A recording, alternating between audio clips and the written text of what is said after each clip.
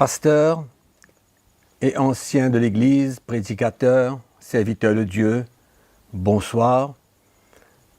Bonsoir à certains, bon après-midi à d'autres et bonjour à d'autres parce que nous avons des connexions un peu partout dans le monde.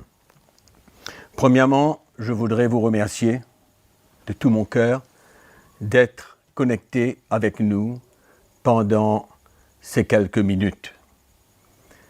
Je voudrais humblement ce soir partager mon cœur avec vous. Partager ce qu'il y a sur mon cœur parce que j'aime le royaume de Dieu, j'aime l'Église, j'aime le peuple de Dieu.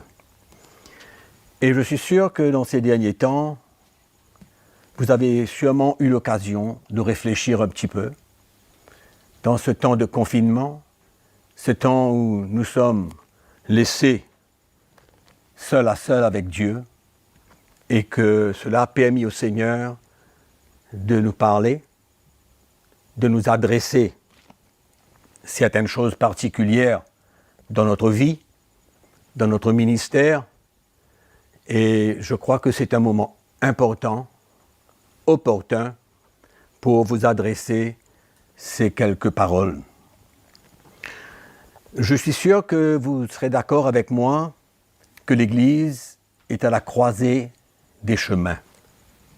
Beaucoup de questions se posent dans la vie des pasteurs, des serviteurs de Dieu, des prédicateurs, et souvent cela a été sans réponse.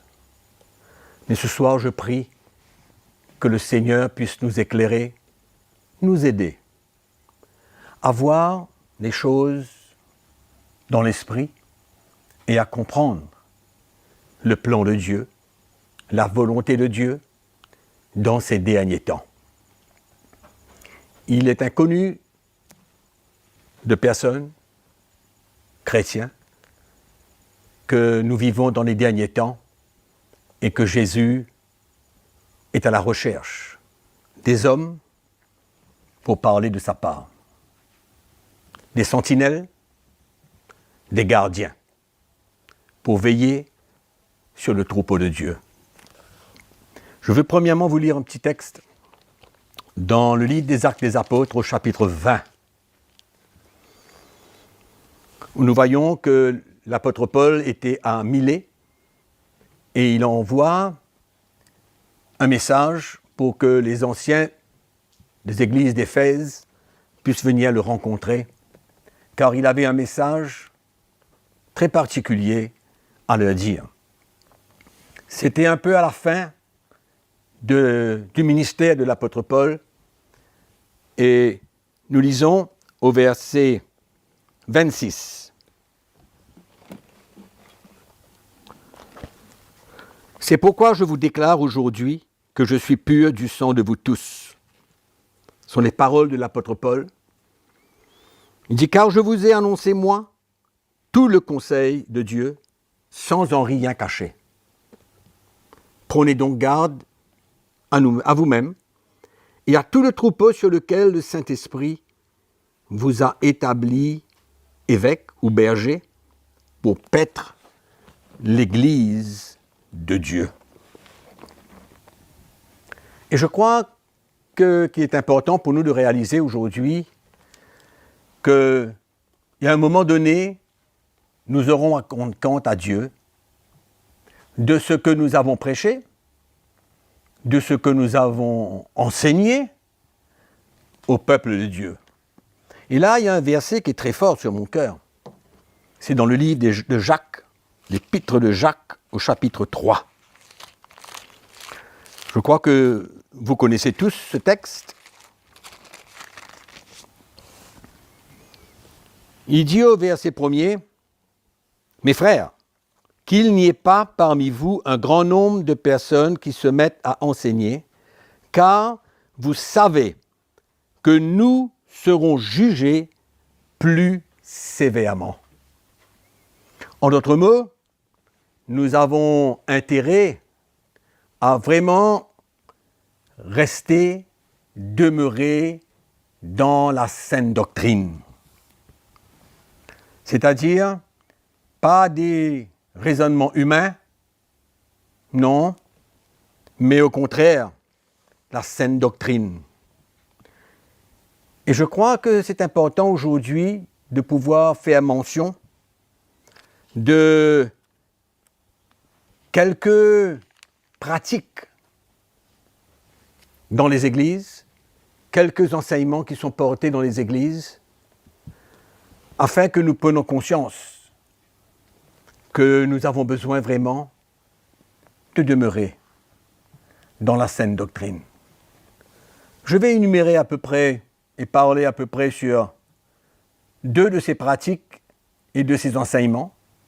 Si on a le temps, on ira rapidement sur 1 ou 2 autres. Mais la première chose qui est importante, en examinant à la lumière de la parole de Dieu, quelques pratiques. Premièrement, parlons de la foi pour prospérer, la foi pour les choses matérielles. Si nous ouvrons notre Bible dans l'Épître aux Hébreux au chapitre 11, et nous, les serviteurs de Dieu, nous connaissons que c'est le chapitre de la foi. Le chapitre où l'auteur nous parle de la foi que Dieu avait donnée aux hommes de l'Ancien Testament afin qu'ils puissent accomplir le plan de Dieu. Quand nous lisons clairement ce chapitre 11 du livre des Hébreux, on réalise que la foi qui avait été donnée à ces hommes n'était pas pour un but personnel, n'était pas pour un but égoïste, mais c'était spécifiquement pour pouvoir accomplir le plan de Dieu, accomplir la volonté de Dieu. Noé, par exemple, Dieu avait un plan. Il avait un plan pour détruire l'humanité, vu qu'il marchait dans le péché, loin de Dieu, dans les orgies. Et Dieu a appelé Noé. Et lui a donné la foi pour construire une arche. Donc Noé a accepté ce défi, et alors Dieu lui a donné la foi pour construire cette arche. En d'autres mots, pour accomplir le plan de Dieu, pour accomplir la volonté de Dieu. Et si vous parcourez tout le chapitre 11 du livre des Hébreux, vous allez voir qu'il n'y a pas un seul endroit où Dieu a donné la foi à ces hommes pour eux-mêmes. Ce n'était pas la foi pour des motivations égoïstes, pour des motivations personnelles, mais tout au contraire. Ce n'était pas le but de Dieu de leur donner la foi pour les choses de la terre. C'était pour accomplir la volonté de Dieu. Et aujourd'hui, le Seigneur veut nous donner la foi, aussi pour accomplir son plan, pour notre propre vie, notre vie à nous, notre vie, pour son service, pour faire face aux situations de la vie, pour faire face aux afflictions, aux persécutions. Voilà pourquoi Dieu nous donne la foi. Et bien sûr qu'il nous dit qu'il prendra soin de nous, mais nous ne sommes pas supposés pour utiliser la foi pour des besoins et des motivations égoïstes et personnelles. Mais nous avons vu dans les dernières décennies comment les serviteurs de Dieu ont exagéré. Ils sont allés à l'extrême. Et le résultat fut que le cœur du peuple de Dieu fut détourné du plan de Dieu pour leur vie. Ils ont mis les regards sur eux-mêmes, sur leurs besoins, sur ce qu'ils devraient avoir, mais ça n'a jamais été le but de Dieu pour nous donner la foi. Jamais. Et c'est ça la grande tromperie qu'il y a dans ce fameux message de la prospérité. Et ça, mes frères et sœurs, nous devrons faire bien attention. Ouvrons notre Bible un petit coup avant que je continue dans l'Épître aux Éphésiens au chapitre 4. Nous allons lire un verset, le verset 14. Après que l'apôtre Paul parle des dons que Jésus a fait à l'Église, pour la raison, c'était pour le perfectionnement des saints, pour que le peuple de Dieu arrive à l'état d'homme fait. Mais dans le verset 14, il nous dit ainsi, « Nous ne serons plus des enfants flottants et emportés à tout vent de doctrine par la tromperie des hommes, par leur ruse dans les moyens de séduction, mais en professant la vérité dans l'amour. Nous croîtrons à tous égards en celui qui est le chef, Christ. » C'est triste, mes frères et sœurs. Comment l'esprit du monde a gagné l'Église? C'est l'esprit du monde qui a gagné l'Église pour que nous puissions utiliser la foi pour nos propres besoins. L'esprit du monde. Et comment nous voyons aujourd'hui une des raisons pour laquelle l'Église ne transporte plus cette vie de l'Esprit, cette vie de Christ. Je vais vous raconter mon petit témoignage. Le Seigneur m'a fait grâce de pouvoir voyager beaucoup en Afrique depuis les années 80. Ça fait à peu près 40 ans de cela. Que le Seigneur me fait grâce de rencontrer des églises, des pasteurs, des serviteurs de Dieu en Afrique. Au début de cette grande mission, j'ai rencontré des pasteurs, vraiment, qui étaient, je ne dirais pas pauvres, mais qui n'avaient pas des grands moyens. Certains pauvres aussi, mais leur cœur était pleinement engagé, saisi par le Seigneur, pour l'Église, pour le royaume de Dieu. Ce n'était pas un problème pour eux d'avoir peu. Ce n'était pas un problème. Non. Ils étaient contents. Ils étaient dans le contentement. Mais ils servaient Dieu de tout leur cœur. Mais malheureusement, il y a eu ce fameux message du premier monde qui est venu complètement bouleverser l'Église et la vie des pasteurs. Des hommes qui ont cru porter un message de grand miracle pour que tous les pasteurs deviennent riches, pour que tous les pasteurs sortent de leur état, puissent avoir une voiture, une maison, etc. Et cela a détruit l'Église du Seigneur Jésus en Afrique. Mes chers pasteurs africains, vous allez vous rappeler de cela. Moi-même, j'ai dormi dans les maisons africaines dans ces années 80. Mais il y avait un esprit, un vrai esprit de l'Évangile, où on ne considérait pas les choses de la terre, les choses matérielles, mais nous servions le Seigneur dans toutes les circonstances. Et voilà comment l'Église, dans le monde entier, a attrapé ce fameux virus. Cet enseignement de la foi pour soi-même, pour prospérer, pour multiplier. Jésus, ni aucun des premiers apôtres, avait un message qui concernait l'argent. Bien au contraire, le message de Jésus, le message des premiers apôtres, que nous lisons dans la parole de Dieu, ont toujours porté un avertissement concernant l'argent, concernant la richesse. Le message de Jésus n'est pas un message de prospérité ni de pauvreté. Non.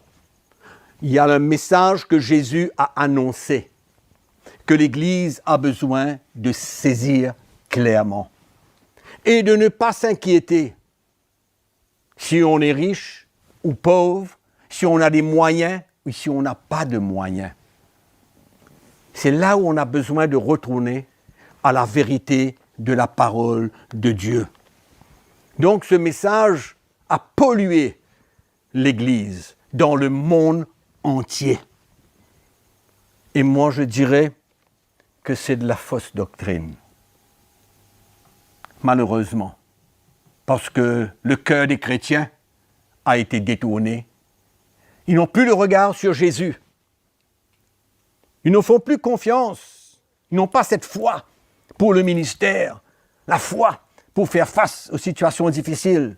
Et aujourd'hui, c'est la foi pour posséder, pour avoir, pour multiplier.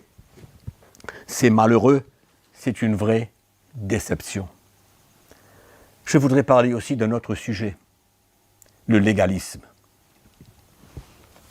Le contrôle que les pasteurs ont sur la vie des chrétiens. Rappelez-vous les paroles de Jésus aux pharisiens, qui eux voulaient contrôler par la loi, le peuple juif. C'était tout ce qu'ils avaient en tête. Et aujourd'hui, qu'est-ce que nous voyons? Le joug de l'homme. Les chrétiens sont souvent sous le joug de l'homme, l'autorité de l'homme, la loi qu'on les impose, les obligations qu'on met sur leurs épaules, des menaces de malédiction s'ils ne donnent pas l'argent qu'ils ont besoin de donner. La malédiction sous la nouvelle alliance, ça n'existe pas. C'est pourquoi c'est dangereux d'aller trouver des méthodes, des pratiques dans l'Ancien Testament.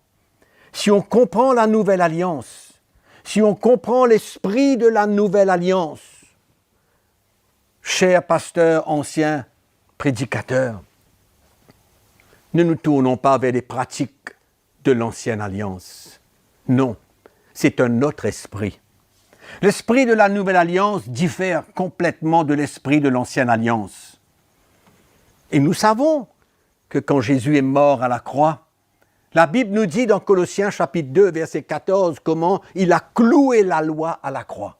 Il a cloué la loi à la croix. Dans le livre des Galates, au chapitre 5, dans le verset 1, l'apôtre Paul nous dit « C'est pour la liberté que Christ nous a affranchis. » Pour la liberté. « Demeurez donc fermes et ne vous laissez pas mettre de nouveau sous le joug de la servitude. » Paul, dans son épître aux Romains au chapitre 7, Paul, dans son épître aux Romains au chapitre 7, écoutez ce verset, mes frères. Le verset 6. Mais maintenant, nous avons été dégagés de la loi, étant morts à cette loi sous laquelle nous étions retenus, de sorte que nous servions sous le régime nouveau de l'esprit et non selon la lettre qui a vieilli. Comment peut-on imposer la loi, des pratiques au peuple de Dieu aujourd'hui? C'est pourquoi le peuple de Dieu vit dans la crainte, déçu, découragé. Il n'y a plus de boussole. Et souvent, ils ont été pillés. Et c'est souvent les pasteurs qui s'enrichissent au profit du peuple de Dieu, qui souvent, eux, restent dans la pauvreté. C'est malheureux. C'est bien triste. C'est pourquoi, mes frères, je crois qu'il est temps pour nous de nous réveiller. Les chrétiens ne doivent pas être la propriété des pasteurs, où ils font d'eux tout ce qu'ils veulent. Les chrétiens sont sous l'emprise des pasteurs. Ce n'est pas l'esprit de la nouvelle alliance. La liberté, c'est le plus grand cadeau que Dieu a fait à l'Église. le chrétien est libre. Libre de la loi, libre des pratiques de l'ancienne alliance. Il est conduit par l'Esprit de Dieu. Et que les pasteurs, les serviteurs de Dieu aujourd'hui réalisent que le Seigneur a un plan et que le peuple de Dieu doit être libéré. Peut-être que je peux mentionner ce dossier du mariage, du divorce et du remariage. Quel scandale dans l'Église du Seigneur. Des divorces, des remariages, et l'Église est en train de faire une compétition avec le monde. C'est malheureux. C'est très malheureux de constater que les chrétiens se marient, divorcent pour n'importe quelle raison, et les maris qui ont répudié leur femme vont trouver une autre et vivent dans l'adultère. Voilà ce que la parole de Dieu nous dit. Si un homme répudie sa femme, sauf pour infidélité, et qui va épouser une autre femme, il vit dans l'adultère. Et même l'homme qui va épouser sa femme vivra dans l'adultère. Pourquoi oublions-nous toutes ces paroles? Le Seigneur veut dans ces derniers temps ramener l'Église vers la vérité de la parole de Dieu. La vérité. Il y a encore un temps pour redresser les choses. Et si nous avons fait fausse route, il est temps pour nous de revenir. De revenir. Il y a tant de choses qu'on peut parler. L'utilisation et la vente des huiles d'onction, de l'eau. Et la liste est longue, mes frères et sœurs. La liste est longue, malheureusement. Et nous ne pouvons pas parler de tout cela. Mais tout ce que nous voyons, c'est que l'esprit du monde a pénétré l'Église. Et le Seigneur nous interpelle. Le Seigneur nous confronte afin que nous puissions faire quelque chose en tant que sentinelle, en tant que gardien du troupeau de Dieu. Mais il faut que les choses commencent par nous-mêmes. L'Église a besoin d'une fondation nouvelle, un nouveau fondement. Les serviteurs de Dieu, souvent, ont comme fondement l'argent, la musique, la vente de toutes sortes de choses, les miracles, les manifestations. Mais le vrai message de Jésus-Christ, c'est ça que nous avons besoin de comprendre, de saisir. C'est ce vrai message de Christ. Parce que c'est ça l'espoir, l'espérance de l'Église. Afin d'enlever toutes ces fondations qui sont faibles et poser un fondement solide. C'est pourquoi que je vous appelle à tourner votre Bible avec moi dans l'évangile de Matthieu au chapitre 16. C'est là où nous allons voir comment nous, le peuple de Dieu, nous les pasteurs, les serviteurs de Dieu, nous sommes appelés à comprendre la vraie profondeur du ministère, de l'appel de Dieu. Jésus dit à ses disciples, « Si quelqu'un veut venir après moi, qu'il renonce à lui-même, qu'il se charge de sa croix, qu'il me suive. Car celui qui voudra sauver sa vie la perdra. Mais celui qui la perdra à cause de moi la trouvera. » Alléluia. C'est ça le vrai message de Christ. C'est ça le vrai fondement de l'Église de Jésus-Christ. Ça n'a jamais changé. Et quand nous regardons l'Église, dans les années 70, il y a tellement de choses qui sont maintenant dans l'Église qui n'existaient pas avant. Vous allez me dire que peut-être que le Seigneur a restauré les choses. Oui, le Seigneur a certainement restauré les choses, mais nous avons ouvert la porte de l'Église à toutes sortes d'enseignements, de compromis, de par l'influence du monde. Voilà où l'Église est rendue. C'est triste. C'est pourquoi le Seigneur veut nous rappeler ce message d'un renoncement à soi-même. Je me souviens que dans le ministère, au début, j'avais une seule chose en vue. C'était servir Dieu, prêcher l'Évangile, courir de gauche et de droite, organiser beaucoup de choses, mais je n'avais jamais compris que le Seigneur voulait faire une œuvre profonde dans mon cœur. J'ignorais ce que c'était le vrai appel de Dieu dans ma vie. Tout ce que je voyais, c'était le ministère. Je voulais faire prospérer le ministère, faire grandir le ministère. On parlait de tellement de choses. Mais au moment donné, je rends grâce à Dieu qu'il m'a éclairé et qu'il m'a montré un petit peu ce vrai message de Christ. Ce message qui emmène un homme ou une femme, mais là je parle aux pasteurs et aux serviteurs de Dieu, qui emmène un homme à être brisé devant le Seigneur, à être brisé par l'œuvre de Dieu dans sa vie, au travers de tellement de circonstances. J'étais aveugle, ignorant.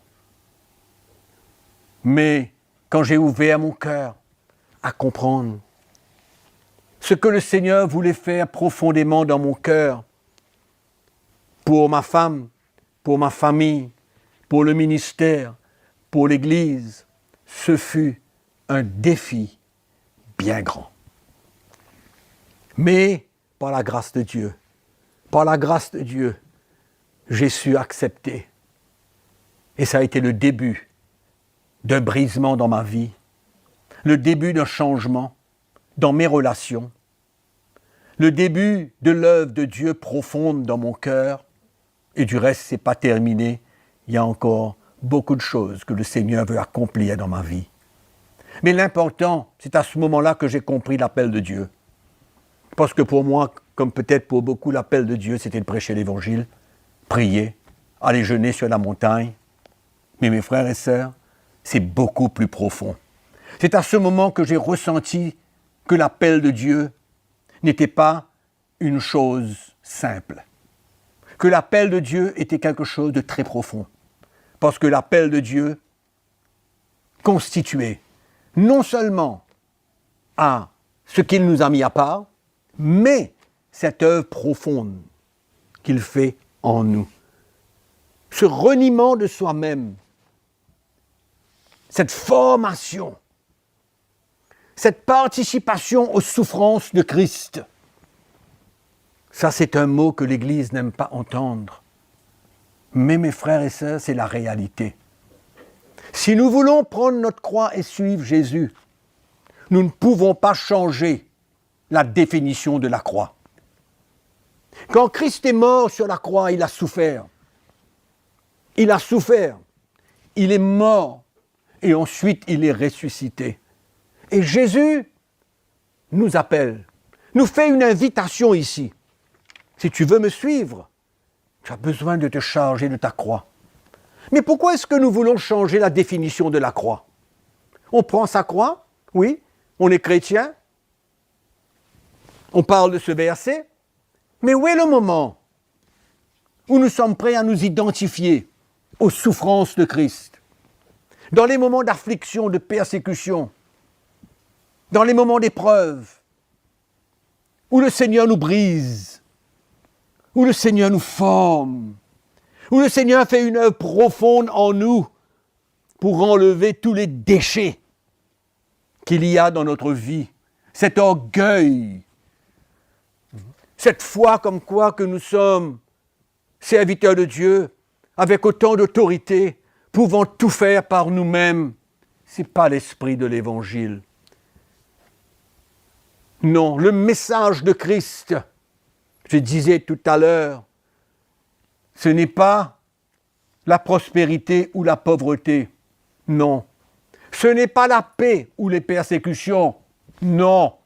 Le message clair de Jésus-Christ, c'est de prendre sa croix, de faire face aux situations et de les accepter dans l'esprit. Et c'est cela qui va permettre à Dieu de profondément œuvrer en nous, de nous briser, de nous former, afin que nous puissions perdre notre vie, comme Jésus a dit, de leur perdre cette vie-là pour celle de Christ. C'est ça le message de la croix. C'est les souffrances, c'est la mort et c'est la résurrection. Et la résurrection parle de quoi, mes amis? Ça parle de la vie. La vie.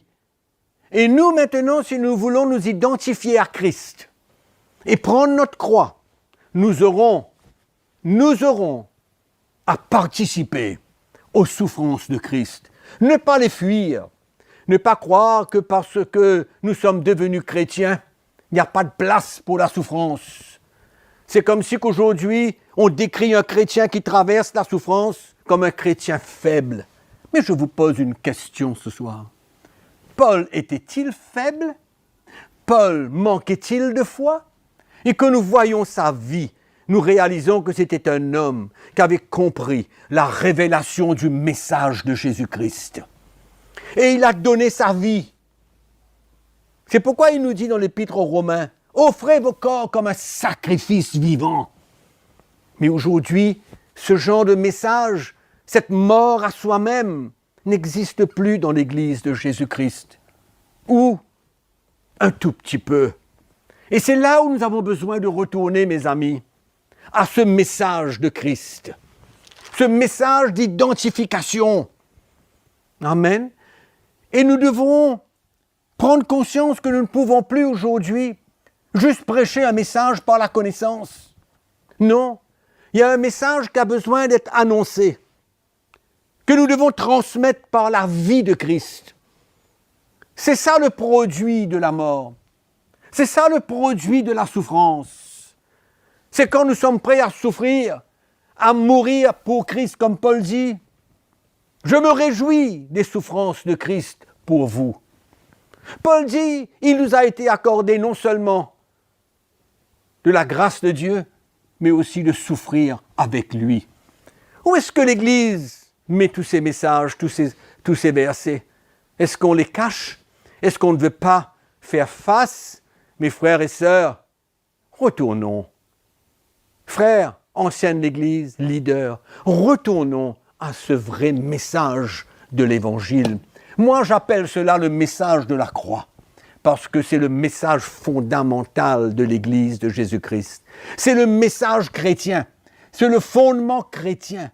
Tout va se reposer là-dessus. Amen. Nous allons être conduits et dirigés par l'Esprit. Nous allons perdre notre vie. Nous n'aurons pas cette autorité charnelle, parce que, avec le brisement, nous deviendrons de plus en plus des hommes humbles. David avait compris après sa chute que Dieu n'était pas intéressé avec nos sacrifices, non, mais qu'il cherchait un cœur contrit, un esprit humble, un esprit brisé. Voilà l'homme de Dieu. Voilà les qualités principales d'un homme de Dieu, d'un serviteur de Dieu. Voilà ce que le peuple de Dieu cherche et attend. Pas des hommes avec de l'autorité charnelle, pas des hommes qui contrôlent, pas des hommes qui manipulent, mais des hommes qui ont traversé, dont la vie sort de sur l'autel. L'autel, c'est là où on va reconnaître l'homme de Dieu, le vrai serviteur de Dieu. Pas la connaissance de la parole, pas son certificat de l'école biblique, pas son titre. Non, mes amis, mais c'est là d'où il vient. où il a mis sa vie sur l'autel, où il a sacrifié sa vie. Il est prêt de la perdre, cette vie-là, de renoncer à lui-même, afin que la vie de Christ puisse émaner de son cœur, comme l'apôtre Paul nous dit. Ce n'est plus moi qui vis, c'est Christ qui vit en moi. C'est sa vie qui se manifeste à travers lui, l'apôtre Paul nous dit. Et dans la deuxième épître aux Corinthiens, au chapitre 4, l'apôtre Paul dit quelque chose d'extraordinaire. Il dit, quand la mort agit en moi, la vie agit en vous. Voilà le vrai serviteur de Dieu. Voilà l'homme de Dieu, humble, brisé, contrit, et qui demeure sur l'autel, qui fait face aux situations et qui l'accepte, qui ne le refuse pas. Malheureusement, aujourd'hui, beaucoup de pasteurs ne comprennent pas l'esprit de la nouvelle alliance. La construction même de l'Église, la construction de la vie de l'homme, malheureusement. Et nous nous tendons vers toutes sortes de philosophies humaines, d'humanisme, pour essayer d'entretenir le peuple de Dieu et les garder. Mes frères et sœurs, le message de Jésus, je vais terminer, n'est pas un message confortable. Il n'a pas hésité à parler clairement de ce qu'il désire. Et vous allez voir dans l'évangile de Luc au chapitre 14 qu'il y avait cette grande foule qui le suivait. Grande foule. Il s'est arrêté. Ces gens venaient chercher des miracles. Ces gens venaient chercher quelque chose de la part de Jésus. Jésus s'arrête, se retourne. Il leur dit, écoutez, si vous voulez continuer à me suivre, dans le chapitre 14 de l'évangile de Luc, il répète la même chose qu'il a dit ici à ses disciples. Mais cette fois-ci, il va dire ça à tous ceux qui le suivaient, et il était prêt à les perdre tous. Parce que ce message qu'il a demandé, cette instruction, c'était qu'ils soient prêts à prendre leur croix, qu'ils soient prêts à perdre leur vie, qu'ils soient prêts à renoncer à eux-mêmes, qu'ils soient prêts à être brisés par le Seigneur, afin que la vie de Christ puisse émaner d'eux. Vous connaissez le résultat? Combien de ceux qui sont restés pour la mort de Jésus? Même les 70 disciples n'étaient plus là. Et rappelez-vous de cette parole de Pierre. Quand Jésus leur a demandé, « Et vous, pourquoi vous restez près de moi ?» Pierre leur a dit, « Maître, où irons-nous? C'est bien toi qui as les paroles de la vie. » Amen. Donc, ce message, mes frères et sœurs, doit revenir. Ce message, cher pasteur, ancien leader d'Église, doit revenir au sein de l'Église de Jésus-Christ. C'est ça l'espérance de l'Église. C'est à partir de là que nous pouvons espérer un grand réveil au sein de nos congrégations. C'est à partir de là que nous pourrons trouver et voir et être témoins des hommes et des femmes qui grandissent dans la connaissance de Jésus, qui sont prêts à payer le prix. N'oubliez pas, qu'est-ce que Jésus a dit? Le chemin est-il étroit ou est-ce que le chemin est large? Le chemin est étroit, mes frères et sœurs. Le chemin n'est pas large, le chemin est étroit. Et il y en a peu. Il y en a peu qui trouvent ce chemin. Et c'est ma raison, pour moi, de vous parler de ce message. Et à partir de là, mes frères et sœurs, le Seigneur saura former ses serviteurs, former ses gardiens, ses bergers, ses sentinelles, qui pourront s'adresser au peuple de Dieu sans crainte et qui pourront eux-mêmes être l'expression de la croix de Jésus-Christ. Et que la croix devienne une partie de chacun d'entre nous et ne pas fuir. Amen. Ne pas fuir, mes amis, mais au contraire, ouvrir notre cœur. Si ce message vous secoue un peu, ne vous inquiétez pas. Ça m'a secoué de la même manière. Ce message m'a secoué. Mais Dieu m'a fait grâce. Et je prie que Dieu puisse vous faire grâce aussi bien, afin que vous puissiez ouvrir vos cœurs et embrasser ce message pour le bien-être de votre vie, pour le bien-être de votre famille, pour le bien-être de votre Église et de votre ministère. ne vous inquiétez pas. Le Seigneur saura, si vous acceptez ce message, par sa grâce, il saura vous aider. C'est peut-être une question en terminant. Ça fait 25 ans, 30 ans, 40 ans que je sers le Seigneur. Ce n'est pas le but, ce n'est pas le point. Le point, c'est que nous avons besoin de faire le point. L'Église est à la croisée des chemins. La responsabilité est nôtre. C'est nous, les serviteurs de Dieu, qui tenons la réponse, qui avons la clé. Mon message est simple. Retournons à ce message simple qui confronte nos vies, mais nous sommes assurés de la vie de Christ en nous. Alléluia. Voilà mes frères et sœurs, voilà mes frères plutôt. Peut-être que vos femmes sont avec vous, je serai heureux. Voilà mes frères, ce message que j'avais à cœur de vous parler.